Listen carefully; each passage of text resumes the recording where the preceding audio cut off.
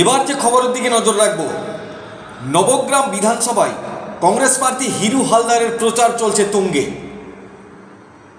হিরু হালদার তিনি তিনার বক্তব্যে বললেন, মুর্শিদাবাদ জেলা আমাদের সম্প্রীতির জেলা, এমন কিছু করো না যাতে এখানে অশান্তি হয়। অশান্তি করলে তোমরা বাড়ি থেকে বেরোতে পারবে না। অনেক মস্তান দেখেছি, অনেক মস্তানকে মিটতেও দেখেছি। আমাদের নেতা সম্প্রীতির নেতা, আমাদের নেতার নাম অধীর রঞ্জন চৌধুরী।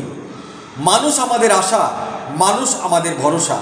ভোটের দিন আমাদের আশা, মানুষের ভরসা। মুর্শিদাবাদের মানুষের কাছে আমার অনুরোধ, আমাদের নেতাকে ভরসা করুন, কংগ্রেস প্রার্থীদের নির্বাচিত করুন। আমরা নির্বাচিত হলে আপনাদের কাজ করব। এখানে ধর্মের রাজনীতি যারা করবে তাদেরকে তাড়িয়ে এলাকা ছাড়া করুন। আমাদের দল সম্প্রীতির দল, আমাদের দলকে ভরসা করুন। এমনই আহ্বান জানালেন নবগ্রাম বিধানসভার কংগ্রেস প্রার্থী হিরু হালদার। আজ দিনভর চলল প্রচার নবগ্রাম বিধানসভা এলাকায়। এ বিষয়ে কি বলেছেন সম্পূর্ণ বক্তব্য শোনাবো আপনাদের। সঙ্গে সুসম্পর্ক রাখো, এমন কিছু করো না যাতে আগামী দিনে তোমাদের বাড়ি থেকে বেরোতে অসুবিধা হয়। আমরা এই মুর্শিদাবাদ জেলায় অনেক মস্তান দেখেছি, অনেক মস্তানকে মিটতেও দেখেছি। তাই আমাদের নেতার নাম অধীর চৌধুরী।